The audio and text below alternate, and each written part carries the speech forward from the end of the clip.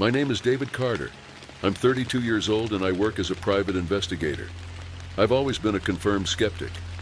Spirits, ghosts, mysterious disappearances. For me, everything had a logical explanation. It was just a matter of time and patience until I found the truth behind the legends. But nothing prepared me for that night on the Pine Ridge Highway in Colorado, a highway where the impossible not only seemed real, but was lurking, waiting for me. It was 11:50 p.m. when I pulled my old Ford Taurus to the side of the road. The engine hummed softly, but the rest of the world was plunged into an oppressive silence. I stared at the stretch of asphalt that stretched out in front of me, disappearing into impenetrable darkness. The trees on either side seemed to bend over the road, forming a dark tunnel. The wind blew softly, carrying the damp scent of pine and something else. Something I couldn't quite identify. "Let's get this over with," I muttered, adjusting the dash camera on the car's dashboard. If anything strange happened, I would capture it on video. I gripped the steering wheel and took a deep breath. Local legends spoke of drivers who disappeared after driving through here at midnight. Some returned days later, disoriented, with no memory of what had happened. Others were never seen again. The stories varied, but they had one thing in common. The clock always showed 11:55 p.m. when the problems began.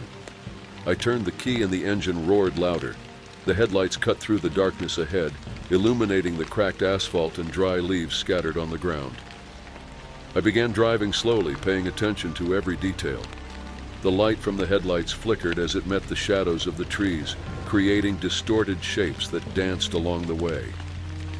The silence was thick, as if the night itself was watching me. My eyes searched for anything out of the ordinary, but everything seemed normal. It was just an old, deserted road shrouded in a forest.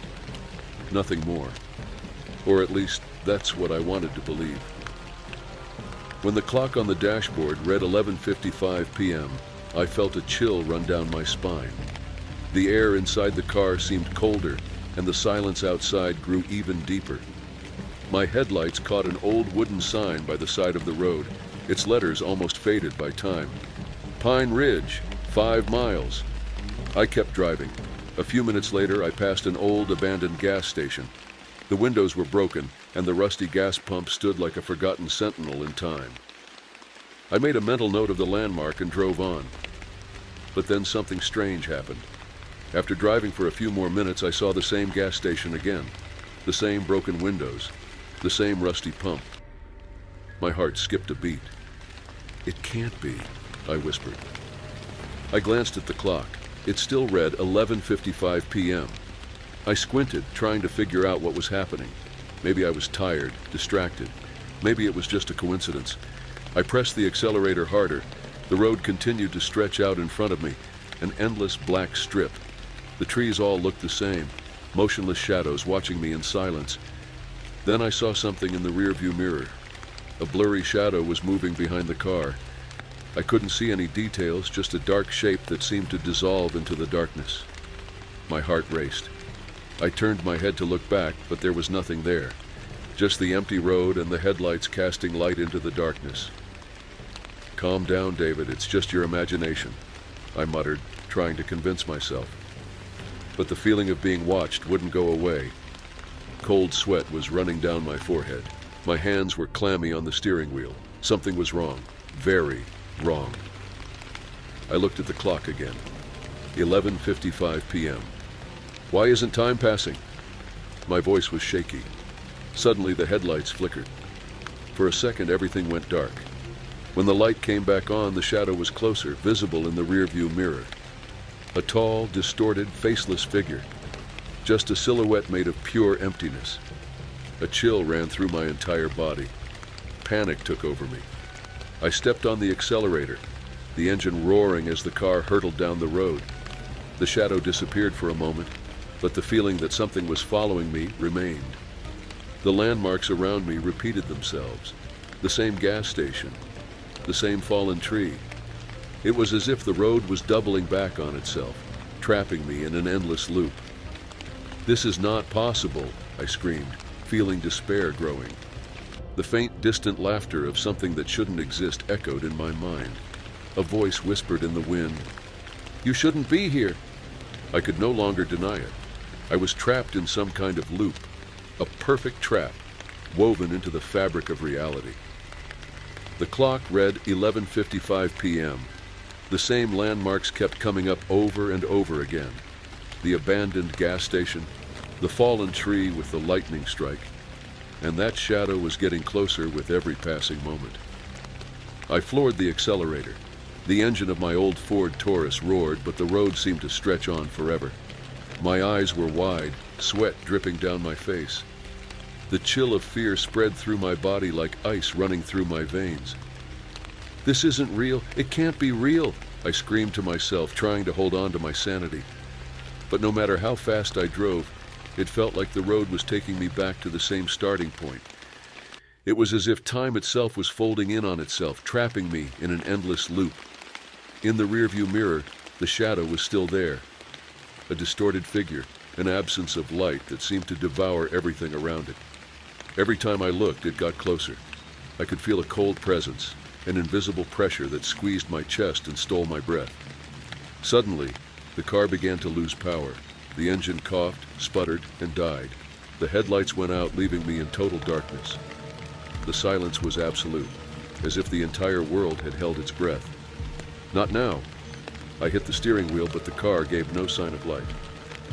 I grabbed the flashlight from the passenger seat and turned it on. The flickering light cut through the darkness for a few meters ahead. Outside, the forest seemed denser. The shadows between the trees seemed to move. Everything in me screamed to stay inside the car, but a stronger part, the survival instinct, forced me to get out. I slowly opened the door. The air was cold and smelled strange, a mixture of wet earth and rusty metal. My feet stepped onto the cold, cracked asphalt. The light from the flashlight trembled along with my hand. "I need to get out of here," I whispered. I took a few hesitant steps forward, the beam of the flashlight illuminating the road and the familiar details that I had seen countless times that night. The silence was so deep that I could hear my own heart beating. Then there was the sound, a heavy footstep right behind me, then another, like the hooves of an animal hitting the asphalt. I turned around in a sudden movement, the flashlight almost falling from my hand. The light illuminated only the emptiness of the road. There was no one there. But the sound of the footsteps continued, getting closer, louder and louder. "Who's there?" I shouted, desperation overflowing my voice. The silence returned for an endless second. Then a weak, distorted voice whispered in my ear, "You shouldn't be here." A chill ran down my spine. I turned the flashlight in every direction, but there was nothing, only darkness staring back at me. I wanted to run, but my legs were rooted to the spot, paralyzed by fear. And then I saw it. A figure emerged from the darkness, tall, distorted, like a silhouette made of pure emptiness. It had no face, just a black hole where its eyes should be. It moved toward me, slow and inexorable. With each step, the darkness seemed to fold around it, as if it were an extension of its very essence. My lungs burned, the air refusing to enter. I knew that if that thing caught up with me, I would disappear like so many others before me. Finally, my legs obeyed. I turned and ran. I ran with everything I had, my muscles screaming in protest, my heart hammering in my chest. The sound of its footsteps followed me, steady and constant, always just a few feet away. The road stretched out before me, but now something was different. A dim light shone in the distance, the headlights of my car, which had somehow come back on. With one last effort, I dove into the car and slammed the door. I turned the key in the ignition with shaking hands. The engine roared to life. I stepped on the gas, the tires screeching on the asphalt. I glanced in the rearview mirror. The figure stood on the road motionless, its outline already dissolving into the darkness.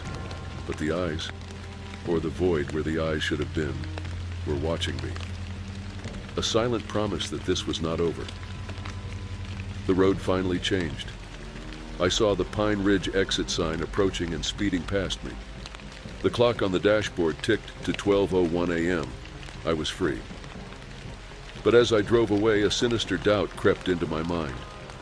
How many times had I believed I had escaped before? And how many more times would I return to this road? Some legends are not just stories, they are traps, and some prey never quite escape. My name is Lucas Bennett. I'm 25 years old and I'm an urban explorer. I've always been fascinated by abandoned places and their stories. I think it's the mystery, the unknown, or maybe it's just the adrenaline rush of being in places no one else dares to go. It's as if these places are waiting for someone to discover their buried secrets.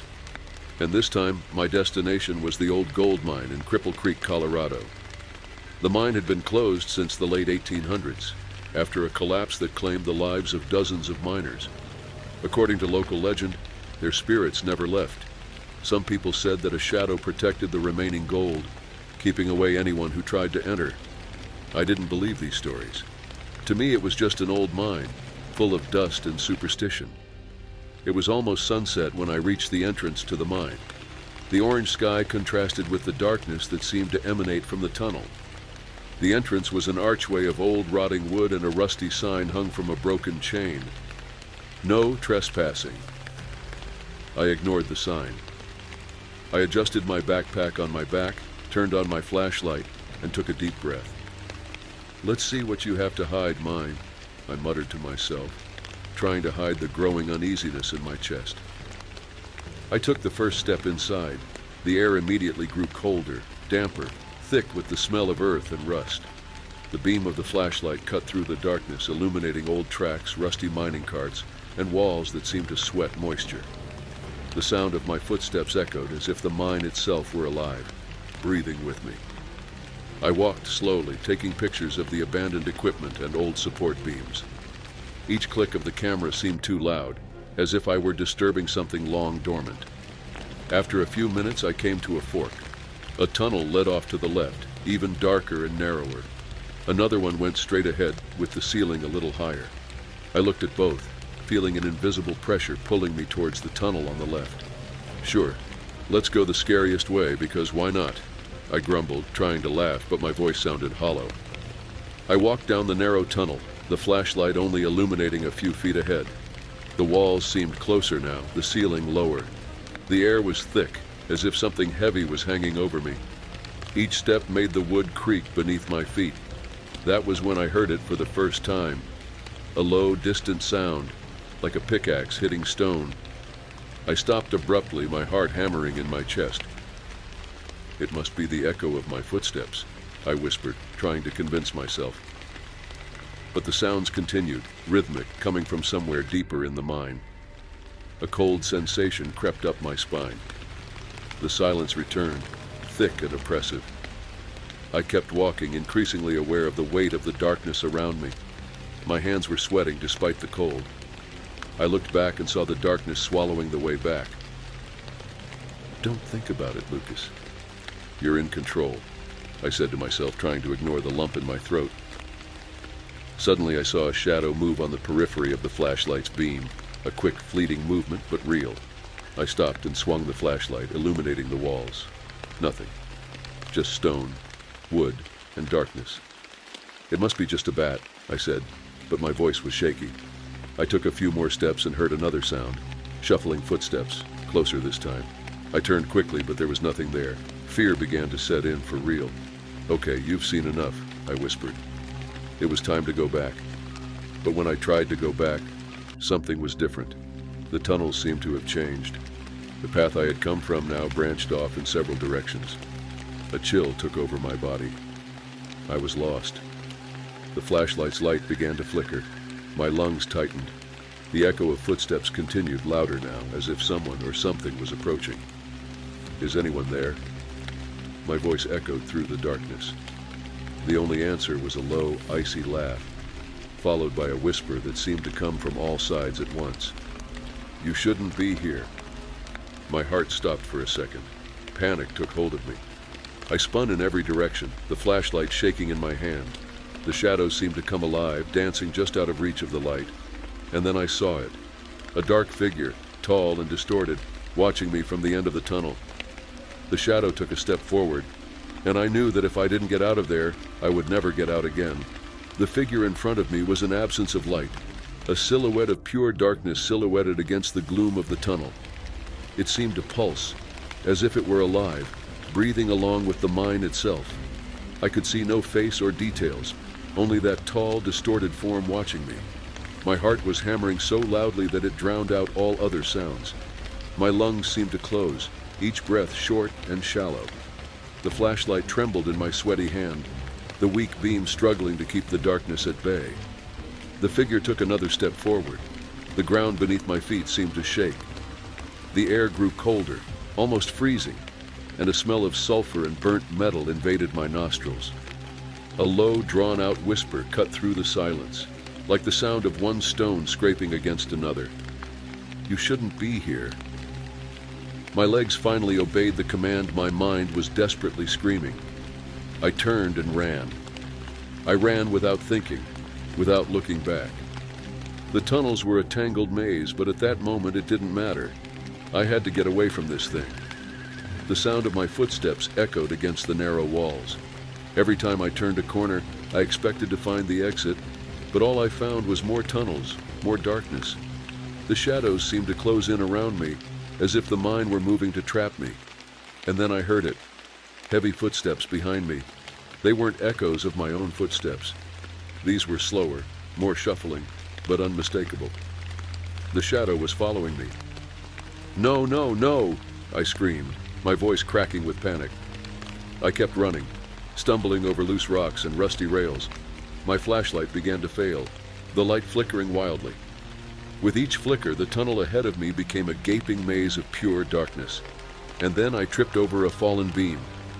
My body hit the cold, hard ground, the flashlight slipping from my fingers and rolling a few feet forward, landing with its beam pointing upward. I felt pain explode in my knee, but fear was greater than the pain. I looked up and saw the flashlight flickering, casting distorted shadows on the walls of the mine. And then I saw the figure again, standing just beyond the light. It wasn't moving, but I could feel its invisible eyes boring into me. "Please." My voice was barely a whisper. The shadow began to move closer. Each step I took made the air around me grow thicker, as if the mine itself were closing in. The pressure in my chest increased and I couldn't breathe. Then I saw something reflect in the dim light of the flashlight, a small opening in the wall to my right, nearly hidden by a pile of rocks. It was narrow, but perhaps large enough for me to squeeze through. Gathering the last of my strength, I crawled toward the opening. The pain in my knee was excruciating, but panic made me ignore it. The shadow was almost upon me. The cold was unbearable, as if it were sucking the warmth from my soul. With one last effort, I pushed myself through the opening. The rocks scraped my arms and tore my shirt, but I managed to squeeze through. On the other side, a narrow passageway opened upward, and a faint light, natural light, filtered through a crack in the ceiling of the mine. The shadow stopped at the entrance of the opening. It could not follow me there. The cold eased slightly, and I could breathe again. The figure stood there, motionless, watching. Then, with a final whisper, it disappeared into the darkness, leaving only a feeling of emptiness. Fighting to stay conscious, I dragged myself toward the light. Each movement seemed to take forever, but finally I reached the crack. With an almost supernatural effort, I pulled my body out. The cool morning air hit me like a punch. I rolled away from the entrance and lay on the cold grass, panting, my eyes closed. The rising sun tinted the sky with orange and pink hues. I was alive. When I finally opened my eyes, I looked back. The mine entrance seemed small and insignificant now, a mere crack in the rock. But I knew what was down there. I knew that the shadow was still waiting, guarding the secrets and lost souls of that cursed mine. I struggled to my feet, pain in every fiber of my body. I left my flashlight and gear inside. I didn't care. I just wanted to leave and never come back. As I limped back to my car, one last sentence echoed in my mind, repeated by the cold mountain wind. "You shouldn't be here." And for the first time in my life, I knew the legend was real. My name is Chris Miller. I'm an 18-year-old high school senior, and to be honest, I've always loved horror stories. The scarier, the better. But to me, all these urban legends are just that. Stories. Things made up to scare the easily impressed. So when I heard about the haunted cornfields of Fort Collins, My first instinct was to laugh. It said that farmer Thomas Grady cursed his land after losing everything in a mysterious fire decades ago. Some claim he still walks the cornfields, waiting to exact revenge on anyone who dares trespass on his property after sunset. It's a good story to tell on Halloween night, but nothing more than that. "Shall we go, guys?" I asked my friends as we parked the car near the fields. The night was cold and the sky was clear, with a full moon casting a silvery glow across the landscape. Mike, my best friend, smiled as he adjusted his flashlight. Ready to prove this legend a hoax? Dylan, the most hesitant of the group, snorted. "I don't know why we're doing this. This doesn't seem like a good idea." I laughed and slapped him on the shoulder. "Relax, Dylan. It's just a cornfield. What could happen?" The entrance to the field was just ahead, marked by an old, weathered wooden fence. The dry leaves of the cornfields rustled in the wind, creating an unsettling sound. The trail ahead of us was a narrow strip that disappeared between the tall, dense rows of corn. "Let's go in," Mike said defiantly. We climbed over the fence and started walking along the trail. Our flashlights illuminated the path ahead, but the shadows of the cornfields closed in around us like living walls. The ground was covered in dry leaves that crunched beneath our feet. "Have you heard of the disappearances here?" Mike asked with a mischievous smile. "They say some people go into these fields at night and never come out again." "That's nonsense," I said, rolling my eyes. "People get lost because these fields are so big, that's all." But as we walked, a strange feeling began to settle in my chest. The wind seemed colder in here, and the sound of the corn leaves rustling against each other was like muffled whispers. After a few minutes, I noticed that the trail seemed narrower. The rows of corn were closer together, as if they were closing in around us. I glanced around and felt a twinge of discomfort. It was as if we were being watched. "Did you feel that?" Dylan whispered, his voice shaking slightly. Like someone was here." "It's just your imagination," I said, trying to keep my tone light. But the truth is, I felt it too. Something was wrong. Suddenly we heard a muffled sound of shuffling footsteps coming from somewhere between the rows of corn to our left. We stopped in our tracks, our hearts pounding. The flashlights shook in our hands. "Who's there?" Mike shouted, turning the flashlight to the left. Nothing, just dense cornfields and leaves swaying gently in the wind. But the footsteps continued, slow and heavy. Each time the sound stopped, the silence became even more oppressive. "This isn't funny," Dylan whispered. "Let's get out of here." Let's just see what it is," I said, trying to ignore the tight knot in my stomach. We took a few more steps, the flashlights illuminating only the leaf-strewn ground and the tall stalks of corn. Then the smell came, a smell of smoke and burning earth.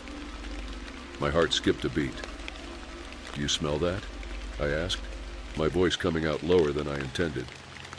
"Yes," Mike murmured. "It sounds like something is burning." And then I saw it. A quick, almost imperceptible movement in the cornfields ahead. A tall, distorted shadow with the outline of a man, but the details were blurry, unreal. "There's someone there," Dylan whispered, his face pale. I wanted to tell him it was just our imaginations, that there was nothing there, but I couldn't. The wind carried a faint whisper, a hoarse, distant voice that seemed to come from everywhere. "You shouldn't be here." A chill ran down my spine. For the first time, I felt real fear settle in my chest. I looked at my friends. The panic was clear in their eyes. And then, without another word, we ran out.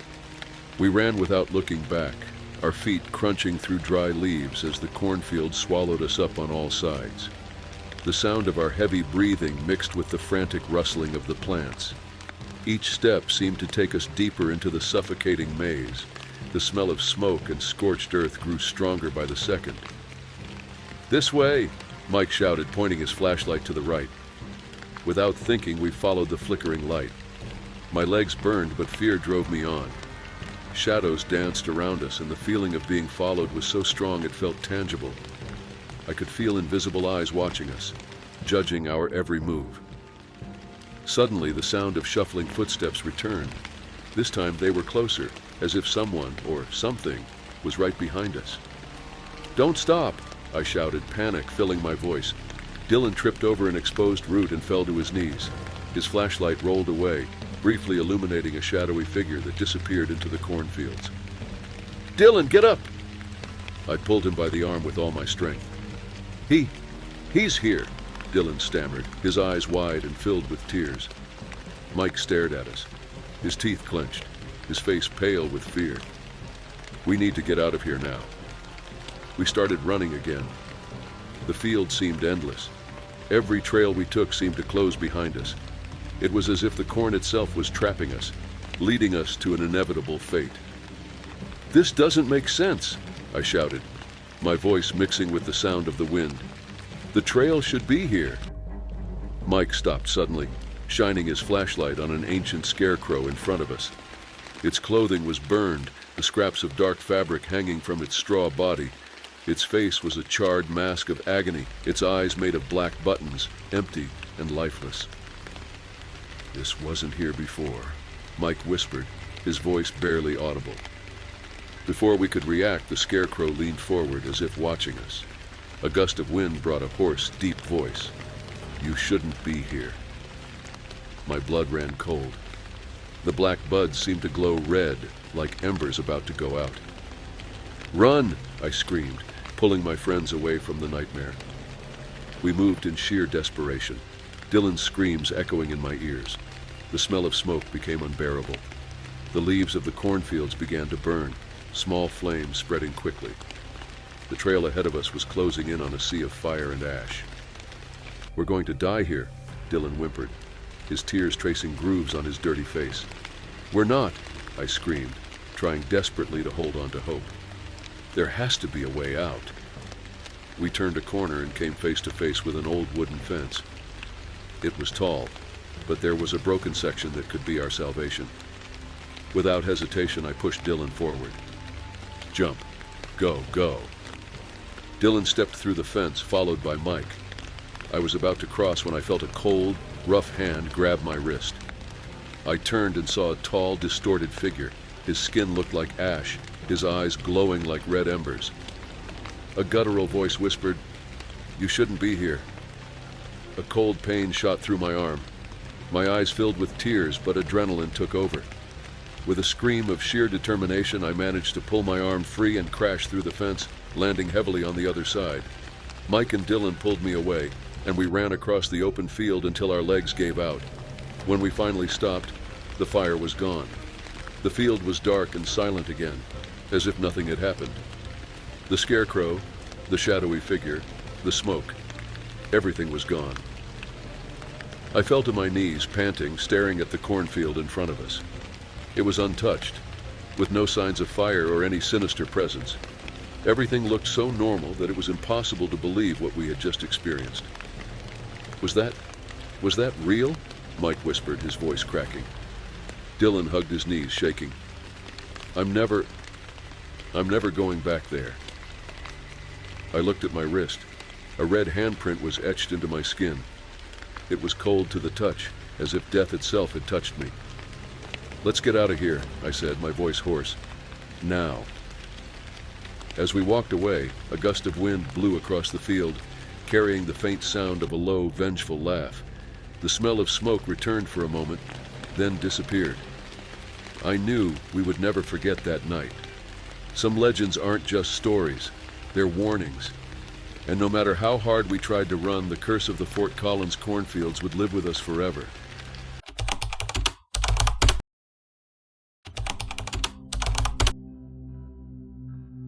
My name is Ethan Parker. I'm 22 years old. I'm a journalism student, and if there's one thing that defines me, it's my stubbornness. I've always been the kind of guy who had to see it to believe it. Texas urban legends have never impressed me, at least not until that night. The road was deserted, lit only by the headlights of my old 2005 Chevy Impala. It was a cold early morning, and the clock on the dashboard read 2:37 in the morning. I was on the famous Endless Road near Marfa, Texas, a place that, according to the locals, never lets you leave once you've entered. I knew it was a stupid bet. My friends had challenged me to drive this road and prove that the legend was nothing but nonsense. Tom, the most mocking of the group, had laughed in my face. "Come on, Ethan, or are you afraid of a roadside story?" Of course I wasn't. Or at least that's what I wanted to believe. Now, with the suffocating silence around me and the darkness seeming to close in on me, I began to doubt my certainties. The tires glided smoothly over the smooth asphalt. The streetlights were spaced too far apart, casting long, distorted shadows. The yellow line in the middle of the road seemed to stretch on forever. An uneasy feeling began to grow in my chest, a kind of anxiety that I couldn't ignore. Suddenly, the radio began to crackle. A low static filled the speakers. I frowned and turned the knob to change the station, but the hiss only grew louder.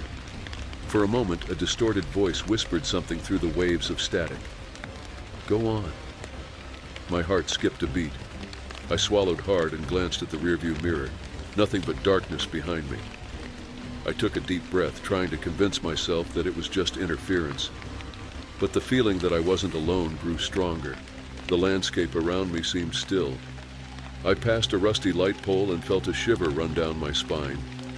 A few minutes later, I passed another pole that was exactly the same.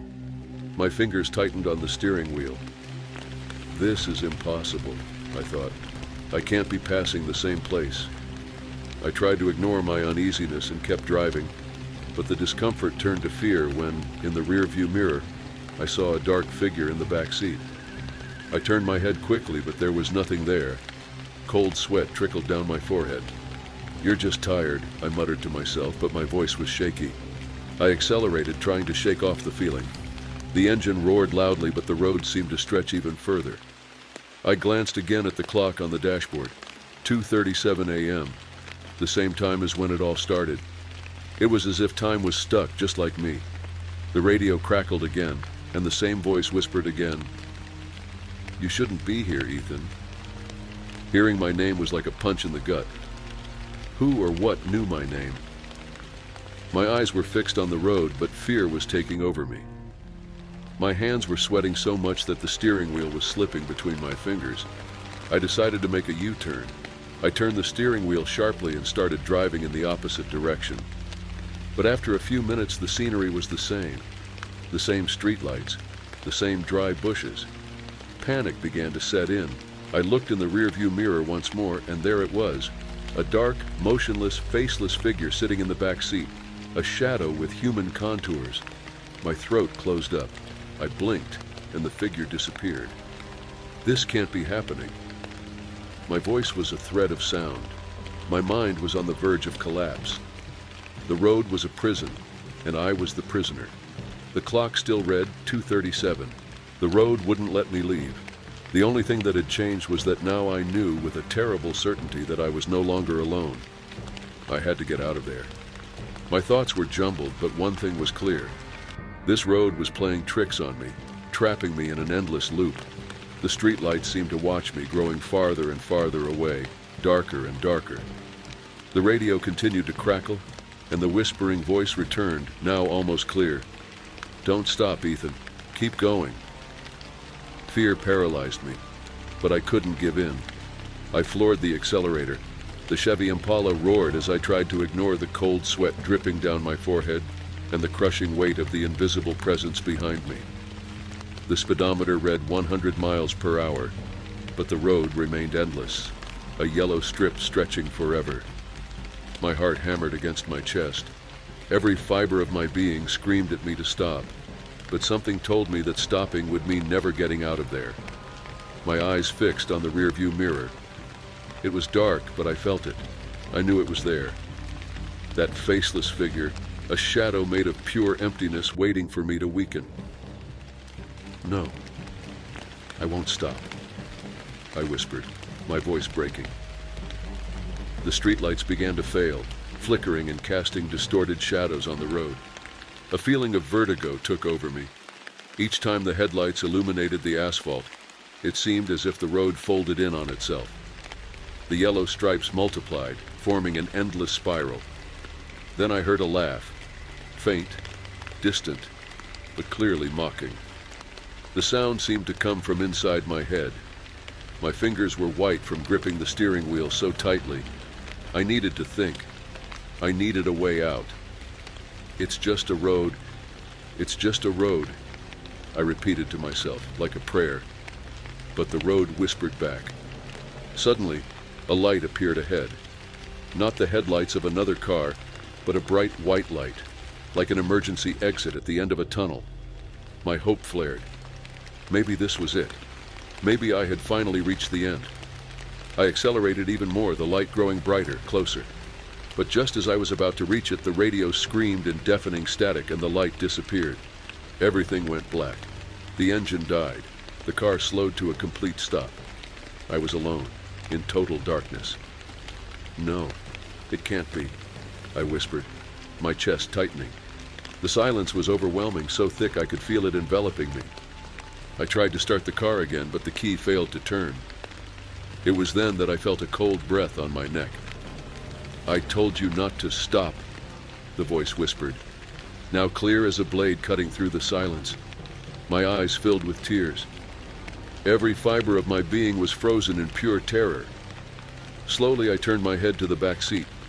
The figure was there, a black figure, faceless, just a shadow with human outlines. And it was leaning closer. I couldn't breathe. The darkness felt alive, pulsing around me. My fingers shook as I tried to turn the key one more time. The engine coughed, sputtered, and finally roared back to life. Without thinking, I stepped on the gas. The car lurched forward, the headlights cutting through the darkness. The figure disappeared, swallowed by the shadows. My heart felt like it was going to explode. I kept driving, not looking back, not stopping to think. The road stretched out in front of me, but something was different. The streetlights were closer, and in the distance I saw a familiar sign. The sign said, Marfa, 5 miles. Hope pulled me forward. I was going back. The road was finally letting me out. By the time I reached the edge of town, the sky was beginning to lighten with the first shades of blue of dawn. I pulled the car over to the shoulder and slumped against the steering wheel, hot tears streaming down my face. I had escaped. I glanced in the rearview mirror one last time. It was empty, but in the back of my mind, the voice still whispered, "Until next time, Ethan." I knew that road would never truly leave me alone. My name is Jason Carter. I'm 24 years old and an amateur photographer. I've always had a strange obsession with abandoned places. The idea of capturing traces of forgotten lives, of stories lost to time, fascinates me. That's why I'm here, standing in front of the old Yorktown Hospital in the heart of Texas, flashlight in hand and my friend Mike Turner grumbling beside me. "Jason, this doesn't sound like a good idea," he says, his eyes fixed on the building's weathered facade. "I've heard too many stories about this place." "Relax, Mike," I say, trying to sound confident. "They're just stories. We'll go in, take a few pictures, and be out in less than an hour." The hospital looms before us, its broken windows like empty eyes staring down at us. The peeling paint and rotting wooden doors give the impression that the place is waiting for us, hungry for new souls. I take a deep breath and push open the front door, which opens with a sharp creak that echoes like a muffled scream. A cold draft hits us as we enter. The beam from my flashlight dances across the peeling walls and dust-covered floor. Yellowed medical records are scattered about, some still legible. One is on my foot. Patient number 045, high fever, isolated in 1952. I shiver, but I ignore the sensation. "Let's go quickly," I say, taking the first steps toward the dark hallway. Our footsteps echo in unison. Each movement seems amplified, as if the building is breathing along with us. Mike holds the flashlight steady, illuminating the shadowy corners while I adjust the camera around my neck. The click of the lens gives me a false sense of control. To our left, a half-open door leads to an old waiting room. The chairs are overturned, some broken. A stopped clock reads 3:15. The silence is oppressive, but for a moment it is broken by a distant sound. Footsteps shuffling coming from somewhere above. "Did you hear that?" Mike asks, his voice shaking. "It must be the wind," I reply, although I don't believe it myself. We continue on. The hallway seems longer than it should be. The beam of the flashlight reveals handprints on the walls, some small, as if they were from children. I try to ignore the chill that runs up my spine. Suddenly, a rusty metal door to our right slams shut. Mike jumps back, nearly dropping the flashlight. My heart races. The echo of the door echoes for seconds that seem eternal. What was that? Mike stammers, his eyes wide. I swallow hard and try to stay calm. I don't want to admit that I'm as scared as he is. It must have just been the wind, I lie again.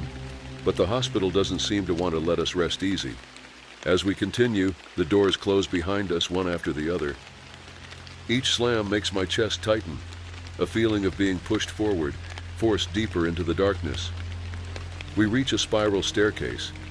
The metal railing is cold to the touch. I look up, my flashlight barely able to penetrate the darkness. Do you want to go back? I ask, hoping Mike will say yes. I've seen enough, he answers, his voice barely above a whisper. But something inside me can't stop. A morbid curiosity makes me want to go up. Without waiting for an answer, I place my foot on the first step. Each step makes the metal creak under my weight. The sounds of shuffling footsteps seem closer now. On the second floor, the air is cooler. An inexplicable breeze makes the flame of my flashlight flicker. Ahead of us, a pair of operating room doors are ajar. I push them open slowly and we enter. The room is covered in dust, but the surgical instruments are still there, rusted and forgotten. A gurney sits in the center of the room and dark stains mark the floor around it. I lift the camera and take a picture. The flash illuminates everything for a second, and in that instant I see a shadow. It's standing in the corner of the room. When the light disappears, the shadow is gone too. Mike, did you see that? I ask, my voice breaking. I don't want to be here anymore, he murmurs, his eyes fixed on the floor. Then we hear it. A low, steady cry coming from the hallway behind us. The sound makes my skin crawl. Something is here with us, and it doesn't want us to leave. The low whimpering continued, a frail, desperate sound that seemed to be coming from deep inside the hospital. My stomach lurched. My fingers gripped the camera so tightly my knuckles turned white. I looked at Mike.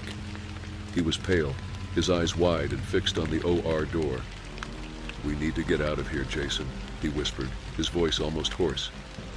I wanted to agree. I wanted to run away and never look back. But something, a force I couldn't understand, was holding me to the ground. A part of me needed to know what was happening, needed to see what was making that sound. I swallowed hard and waved at Mike, trying to sound braver than I actually was. "Just a minute," I said, my voice shaking. "We'll figure it out and get out of here." Mike huffed, a mixture of fear and frustration, but he didn't argue. He knew I wouldn't leave until I got an answer. We walked out of the OR and back into the dark hallway. The crying seemed closer now, as if it were guiding us. The dim light from my flashlight shook with my hand. The floor creaked beneath our feet, each step echoing like a death knell. We turned left, and the hallway opened into a large lobby. There were broken chairs and a dust-covered reception desk. In the middle of the lobby was a wide marble staircase that led down to the basement. The crying was coming from there, from the dark depths below us. "We're not going down there," Mike said, his voice almost pleading. But my feet were already moving toward the stairs. It was as if I no longer had control over my body. Each step I took me further away from safety and deeper into a bottomless pit of fear. Mike followed me, cursing under his breath but unable to leave me alone. The air grew colder as we descended. A heavy humidity filled the room. The flashlight revealed mold-covered walls and rusty pipes dripping dark water. At the bottom of the stairs, a narrow hallway stretched out on either side. The crying was now a continuous whisper, echoing off the walls. "Hello?" My voice was hoarse and weak. The crying stopped immediately. The silence that followed was worse than any sound I could have imagined. It was as if the hospital itself had held its breath. Then something moved in the darkness to our right. A sound of footsteps, light and shuffling. I turned the flashlight toward it, but there was nothing. "Let's go back, please," Mike begged, tears in his eyes. Before I could respond, an iron door at the end of the hallway creaked open with a slow, agonizing creak. A pale, sickly light leaked through the cracks, illuminating just enough to show us that there was something inside. something waiting for us. My throat was dry. Every survival instinct screamed at me to run, but my curiosity was a tether pulling me forward. I took a step toward the door. The flashlight's beam flickered. Mike gripped my arm tightly. "Jason, don't do this," he whispered, his voice cracked with panic. But I was already pushing the door open. It slowly opened, revealing a small, airless room. In the center was a rusty metal gurney, and lying on it, something covered in a grimy white sheet. Dark stains spread across the fabric. My eyes were fixed on the shape beneath the sheet. Everything in me screamed to run, but my legs wouldn't obey. I raised the camera with shaking hands and snapped a picture. The flash lit up the room for a second, and what I saw made my blood run cold. A pale, empty-eyed figure stood in the corner of the room, staring directly at us. The sheet on the gurney began to move. Mike screamed, a sound of pure terror and despair. The figure took a step forward, and the floor seemed to open up beneath us. I turned, grabbed Mike's arm, and we ran. We ran like we'd never run before. The hallway seemed endless, the shadows moving around us as if they were alive. We stumbled up the stairs, our lungs burning, our hearts ready to explode. The front door was in front of us. I pushed with all my strength, and it flew open with a metallic scream. We ran outside into the cold night air. We fell to the parking lot floor, panting. I looked back. In the second-story window, a pale figure was watching us. Still, waiting. "Let's get out of here," Mike whispered. And for once, I didn't argue. We ran. The sound of our feet hitting the old wood of the bridge echoed like a series of muffled explosions. The air was thick, too heavy, as if the night itself were trying to hold us down. The smell of sulfur burned my nostrils, and with every step we took, I felt that presence getting closer. "Don't look back," I shouted to Ryan and Tom, my voice nearly drowned out by panic. The shadowy figure was behind us. I could hear its heavy footsteps, each one sounding like hooves pounding against the wood. The rhythm was steady, relentless, as if it were enjoying our desperation. Ryan stumbled and fell to his knees. A groan of pain escaped his throat. I turned instinctively to help him. At that moment, the flashlight fell from my hand, rolling away, and went out. We were plunged into near total darkness, broken only by the dim light of Tom's flashlight, which flickered like a candle about to go out. "Get up, Ryan," I shouted, my voice hoarse. Before he could get up, I heard a deep, harsh breath just behind us. A shadow moved at the edge of my vision. I felt a chill run up my spine, a shiver so strong it made my teeth chatter. Ryan looked at me, his eyes filling with tears. His mouth trembled. "Here it is," he whispered. Suddenly, the light from Tom's flashlight briefly illuminated the figure. It was a blurry image, almost like an illusion, but the details were there. A goat's head with long horns and eyes that glowed like red embers. The skin looked gray and rough like burnt leather. He was only a few feet away from us. My heart beat like a raging drum. Ryan managed to get to his feet, and Tom was behind us, holding the flashlight in a shaking hand. "Come on!" Tom shouted, and we all ran together. The bridge seemed to stretch on forever. Each step seemed to take us deeper into a nightmare from which we could not wake up. The sound of hooves followed us, growing louder, faster.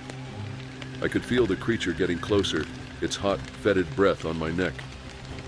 Finally, the bridge entrance came into view. The old gravel road seemed like the promise of distant salvation. I threw myself forward with all my remaining strength, pulling Ryan along and shouting at Tom not to stop. When my feet touched the gravel outside the bridge, I felt a wave of relief so strong my legs nearly gave out.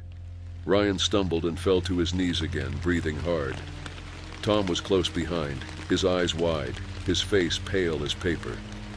Silence returned. The sound of hooves stopped as soon as we cleared the bridge. I turned slowly, feeling the blood pound in my temples. The figure was there, standing at the bridge entrance. Its shadowy form seemed to dissolve into the darkness. Its red eyes watched us, cold, calculating. The creature did not cross. It was as if the bridge was his domain, and we had barely escaped. For now. What was that?" Ryan stammered, his voice cracking with terror. The legend, I mumbled, my stomach churning. It's not just a story, it's real. The creature tilted its head as if studying us, assessing our fragility. Then it took a step back, disappearing into the darkness like a shadow being erased. The silence was almost unbearable. Only our labored breathing and the rustling of leaves in the wind filled the air. Tom dropped the flashlight to the ground, his hands shaking too much to hold it. "Let's get out of here," I whispered. My voice seemed to come from far away. We climbed into the car and slammed the doors shut. Tom turned the key in the ignition, and the engine roared to life. He stepped on the gas, and the road unfolded before us. The bridge was behind me, hidden in darkness, but I knew that thing was still there, waiting. I glanced in the rearview mirror one last time. A pair of red eyes glowed in the distance like two embers about to go out. My heart froze. Even far from the bridge, I knew I would never truly escape. Some stories don't end when you run. They cling to your skin, to your mind, like a shadow that never disappears. That night, I learned that some legends aren't just tales to scare children. Some are warnings, warnings that should be taken seriously. But now, it was too late. My name is Ben Walker. I'm 21 years old and a sophomore in college. My life has always been guided by curiosity, the same one that people say killed the cat. I love horror stories, especially the ones that everyone says are just legends. And that's why I'm here, standing in front of the old Alton Bridge, better known as the Goatman Bridge, in Denton, Texas. "I can't believe we're actually going to do this," said Ryan, my childhood friend. His voice was shaky, and he fidgeted nervously with his flashlight. "Relax, man," I replied, trying to sound calm. "It's just a silly story." Ryan snorted, his eyes fixed on the bridge in front of us. The old wooden structure seemed to be crumbling under the weight of the years. The beams were worn, and the rusty iron creaked from time to time. It was almost midnight, and the sky was covered in thick clouds that hid the moon. The only light came from our flashlights. "Come on, guys!" shouted Tom, the bravest, or dumbest, of the group. He was already at the bridge's entrance, stamping his foot on the old wooden floor. "Legend has it that if you call the goat man at midnight, he'll appear. Let's see if this goat-headed farmer is really that scary." Tom was having fun with this, but I felt a weight on my chest. Something about this place didn't feel right. The air was colder than it should be on a spring night. Every step on the creaking wood seemed to be absorbed by the darkness around us. "It's 5 minutes to midnight," I said, looking at my watch. The display glowed softly in the darkness. 11:55 p.m. "If we're going to do this, we better get going." I took a deep breath and took the first step onto the bridge. The sound of the wood creaking under my feet echoed too loudly, as if we were in an empty cathedral. Ryan followed behind me, hesitantly, and Tom entered last, with a smug smile on his face.